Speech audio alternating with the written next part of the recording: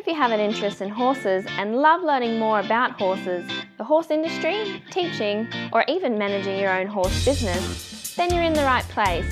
We would love you to join us on our mission, which is to improve the lives of horses around the world through the education of riders, handlers, and trainers. So get comfortable, listen in, and enjoy.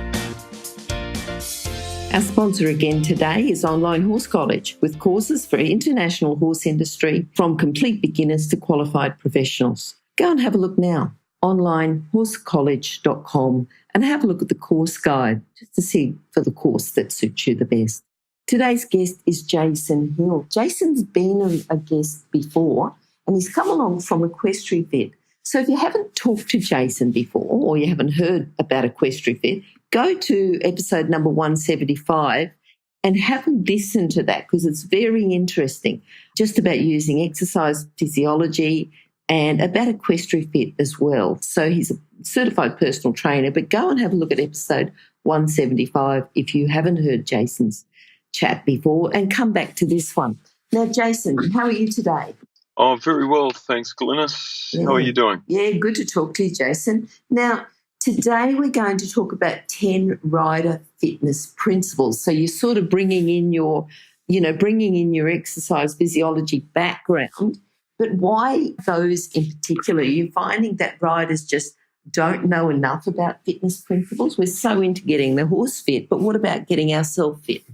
Yeah, these principles probably predominantly what I work with every day with riders. Yep. And I've outlined some of the key points under each of the fitness principles and how they could be targeted.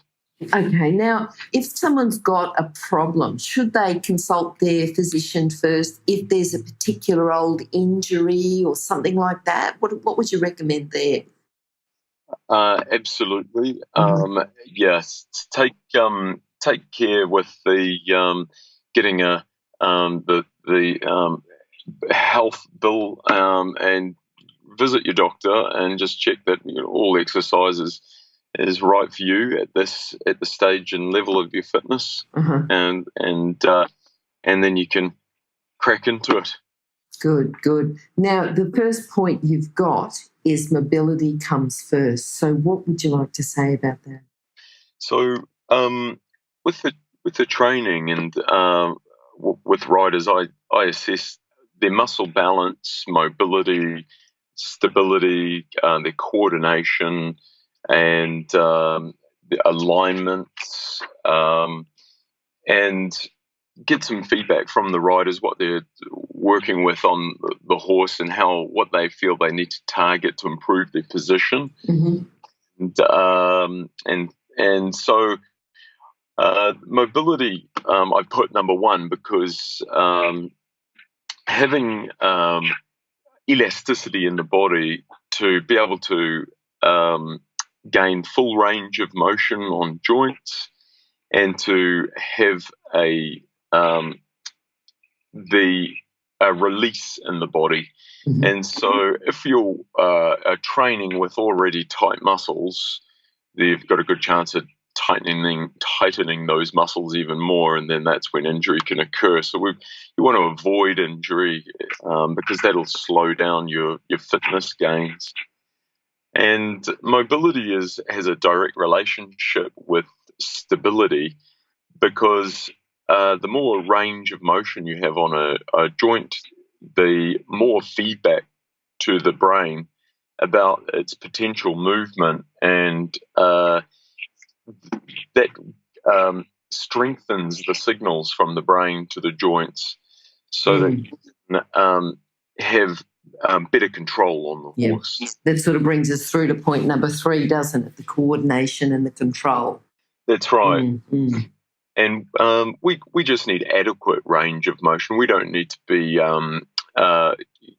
be Cirque du Soleil flexibility. It's just adequate for our sport or chosen interest. And that coordination is really key there, because coordination comes from the timing between what's called the intrinsic muscles and the external muscles, or the intrinsic muscles, are the smaller muscles in the body that sit closer to the joints. And they give a lot of feedback to the brain about movement, but they also communicate with the larger muscle groups that actually create the movement. So it's that intrinsic muscles and the external muscles that sit on top of them that communication is required. So having that mobility just gives more information back to both of those muscle systems. Okay. And you've got the muscle balance. So we've got equal length of muscles at the front and the back of the body and side to side, because riding should be, we worry about our horses being straight so much, but to have your own body straight, it's got to be important if you're looking at having a horse that's going to be straight. That's right, because essentially the horses are an extension of ourselves, and we are an extension of the horse, and so our imbalances transfer to the horse and equally back the other way. So Yep. It's important for us to be able to reference what an even sit bones are, even pressure in the stirrups, and know that whereas we're holding to our midline, and probably more than any other sport, symmetry and balance is very important for riders to be able to ride evenly on both reins, but also at any discipline, especially when you're jumping, when those jumps get bigger and the forces on the body are more dynamic, the body knows what its stronger or stable side is, so it will typically go to that stronger side. So you can imagine if you're right-handed and your body's going to naturally go to that right side, and so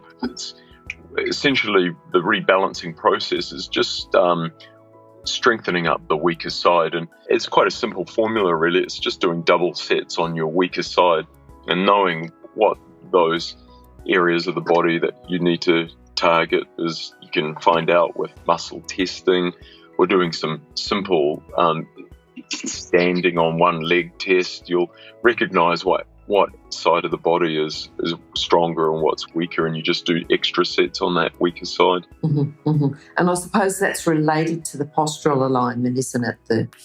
Having it so that you talk about standing on one leg, but just that whole postural alignment. Yep. Yeah. Well, our posture is dependent on how we move and the quality of the movement. So it's difficult to have alignment without good mobility and stability first. So your structure is built with balanced movement. So a lot of us, large populations, spend long periods of time sitting in chairs and sedentary roles. So the hip flexors typically get very tight and the glutes become weaker. What tends to happen in the body is that a dominant muscle will tend to become more dominant and a weaker muscle becomes weaker. So the glutes or the butt tends to become weaker and weaker. So we need to combat that in our exercise routines and get lots of glute exercises and lengthen out the quads. And those glutes are what gives us stability on the horse, especially the glute med, which sits on the side of the hip or the side of the butt. They're lateral stabilizers and assist us with the application of aids. So that the right balance of muscles around that pelvic area, and that's a combination of lower abdominals, glutes, the hip flexors, the quads, assist us to sit neutrally with the pelvis, so just on top of the sit bones. And that will help us to gain a neutral position with the upper back also. That's the thoracic region. And there is an important relationship between the upper back and the abdominals. So if we've got good mobility in that upper back region and we're able to extend, which just means open the chest and gain that sense of height through the upper body, it facilitates good core function.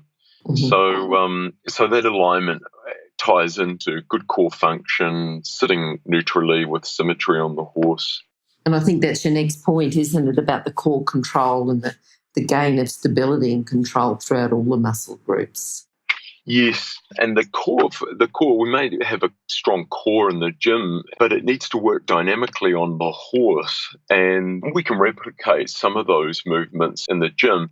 It's important to do types of exercises that are challenging our core and are playing an integrated role. So full body movement, resistance band training is very effective for that. Because we're having to stabilize against the external resistance of the resistance band and all the movements. And if we're working upper and lower body together, then that's integrated movement, and the core is having to work dynamically as it does on the horse, because we need full chains of muscle to coordinate and to fire together. So it's like the body's communication network that's happening with, and the core is central to that. And it all ties into that core, and with of course with building strength and tonicity in the core is going to help. And then the brain knows when the body is stable, and it knows when to safely output power and innovate the extremities, like the extremities being the legs and the arms, so that we can work with independent limb control. Mm-hmm, mm-hmm. All right. Now, proprioception, the feedback to your brain from your peripheral senses. What can you say about that, and why do we need it? Why do we need it within horses, within training, and what's the relationship there to our rider fitness? Sure. The proprioceptors all layered all through the body, and that gives us feedback about movement and where we are and in space, and when we're on the horse also. We have a lot of feedback through the hands and the feet, actually, and that those channels of communication need to be flowing. So we're getting and with the other principles in place, good mobility, stability, muscle balance, the alignment, the core control, then our proprioception improves, and we can improve our stability, which is essentially what proprioception is, stability.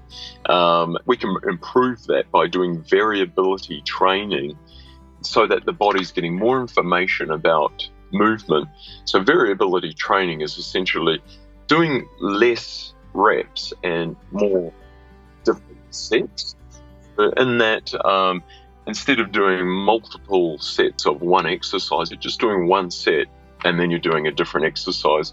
And then the body is receiving more information about movement. And what actually happens is that the brain says, right, I know more about movement. I feel safer to protect the body, and it de-stresses the brain. So this has a hormonal response in the body, which releases all the feel-good hormones, and then suddenly your muscles and your fascia system can all work effectively, and your confidence rises, and your relaxation as a fallout as a part of that also. Mm-hmm, mm-hmm. Now, your response rate, because thinking about horses, and we generally start off with an easier, quieter, less big moving horse, so our responses don't need to be as quick, but then the more we ride, the higher we jump, the faster we go, the more complicated the movements that come up quicker and quicker, and generally the type of horse that we ride might change, to a quicker moving, more responsive horse. What can you say about, how this helps, how our fitness, how we need to be fit to be able to cope with the responsiveness of the types of horses that a more advanced rider would ride? Sure. Yeah, the responses, of course, really important for safety first, and yes. And our ability to be able to have good timing mm-hmm. and coordination of the aids. And responses is improved by concentrated effort on a movement or a task. And because what they've discovered is with concentrated effort is that the pathways, the neural pathways that innervate those muscles, get a myelin wrapping. Myelin is it's like a coating that covers the the neural pathways. When we do a certain exercise or a certain movement on the horse, for example, a canter aid, and getting the coordination and timing of that, with that concentrated effort, you have a myelin wrapping. And what happens once you have that myelin wrapping, it speeds up the response up to 200 times for that particular pathway to have that muscle respond faster, but also with the better timing. Mm-hmm. So when we are doing our exercises, if we can involve more stability and coordination and we are having to involve concentrated effort, that will improve our response ultimately when we are on the horse, and then we can and that's how we can progress through the grades with the combination of all those principles and that and having that response as a part of every exercise routine. If you're an equestrian coach or a horse riding instructor, or even if you aspire to be one, have a look at the free video series for horse riding instructors on the Horse Chats website. Go there now, have a look, horsechats.com. And then what about the relaxation? Because we can't, it's all right saying we've got quick responses, but if we ride all day thinking we've just got to have quick responses, we're not going to be, we're not going to enjoy it much. The relaxation. How fit do we have to be able to relax properly on a horse so that then the horse can relax? That's right. And it's so important to have relaxation so that the movement of the horse stays fluid and you can capture that movement and be able to allow to happen. And if we're tense, we all know that it thwarts and blocks movement. And relaxation comes through all your systems working with balance and coordination. So it is a combination of those factors. When the body knows that it is stable, that it's and it has lots of information about the movement of the horse and its own potential movement, then that naturally has a response with the body at that hormonal level to help you relax. And that's really the key factors there is having all the other components in place. And it's all very well to say I need to relax, but if the body's not feeling stable, it does know that. Yes. And it won't output the power, and in some cases people will just freeze if they're in a situation where their stability is compromised, and that's not ideal on a horse because we need to be able to make a decision and fast. Yep. Now, thinking about, again, taking it back to riders' fitness and fitness principles. And I'm thinking, I've ridden in a few 3-day events. So, riding the cross country, there's a lot of variation of movement. You're out, you're sort of standing, walking, and then you're cantering, and then you're jumping, and then you might be doing a vertical, you might be doing a spread fence, you might be jumping up a bank, down a drop, through water. There's a lot of different techniques that we need to use and a lot of different movements. And that's after we've done the dressage, where we might be doing, a canter half pass and then a change and then a canter half pass the other way and putting in some more complicated movements and then on to the tighter show jumping. So I know we need to be fit there, but how does all this come, with the variation of movement and how does it coordinate together? Yeah, similar to the variability of thing. And it's if our aim, we're wanting to be as still on the horse as we can and not interfere so that the horse can balance itself. And if we can be more independent of their movement and be able to support ourselves, then then the horse can perform to its full potential. But that's the dichotomy, is because in order to gain stillness, we actually need to move first. So yes. we need to be feeling stable with good relaxation, all the other principles in place. And as we know, if we're moving too much, we unbalance the horse and it make his job harder. So in order to gain that stillness, we need to move first and give the body, as we do when we're out cross-country schooling, like you say, or all those combinations of jumps. We practice those so that we're getting the download of the movement to the body, and so it knows what to do, and we're increasing that myelin wrapping around the pathways so that our body has the right response at the right time.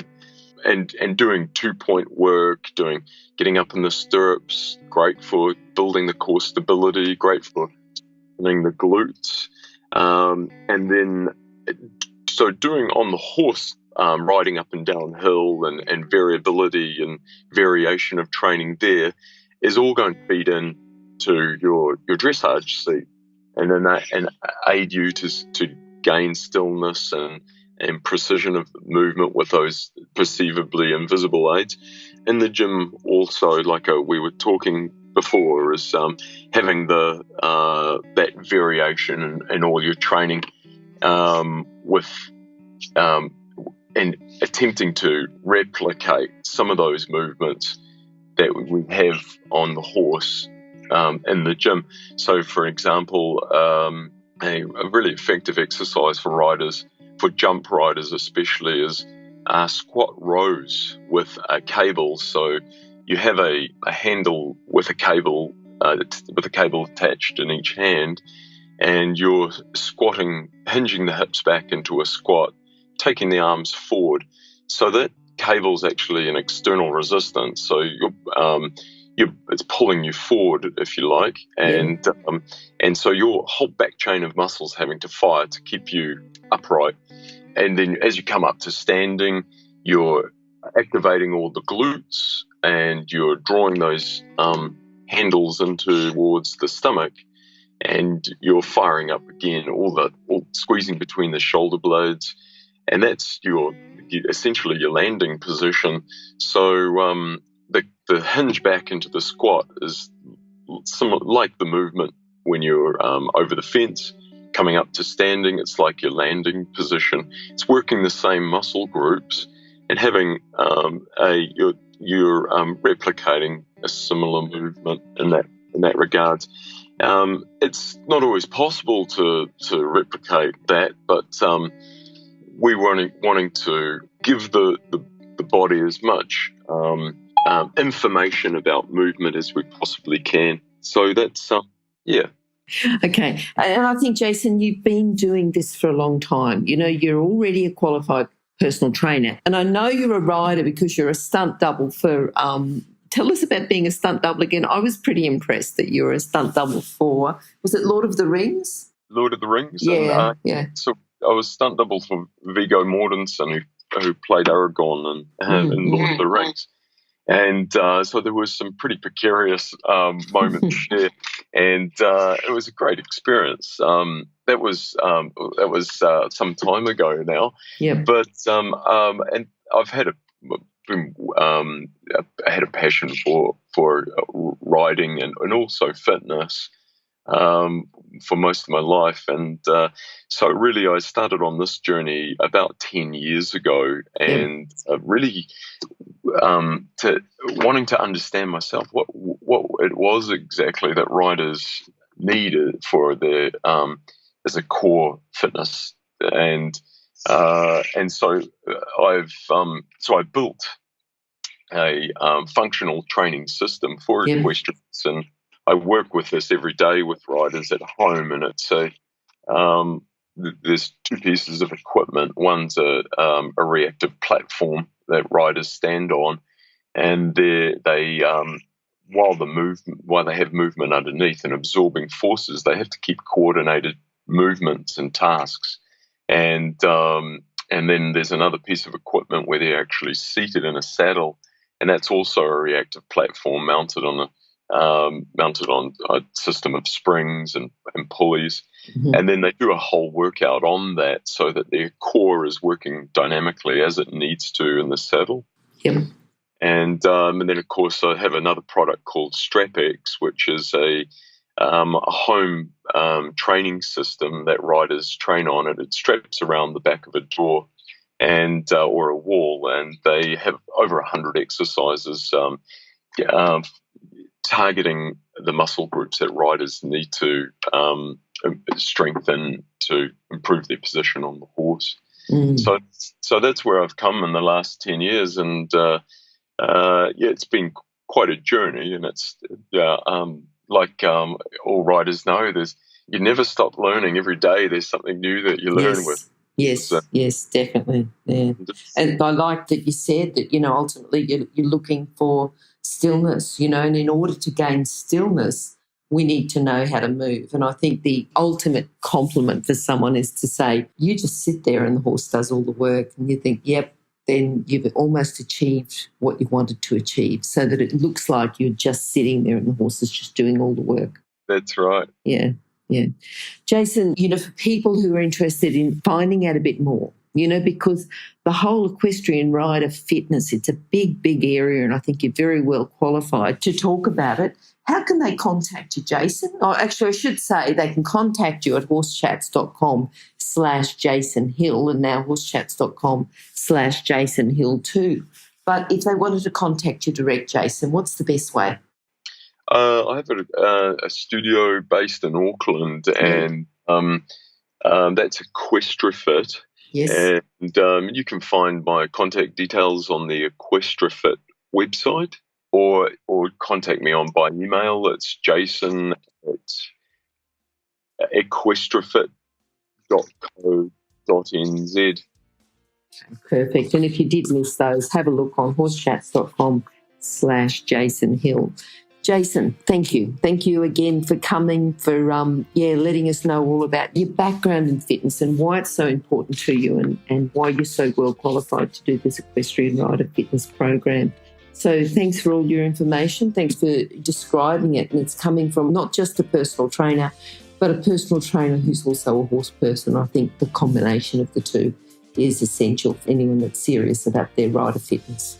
Thank you, Jason. Well, hopefully we'll talk to you again sometime soon. Thanks, Glenys.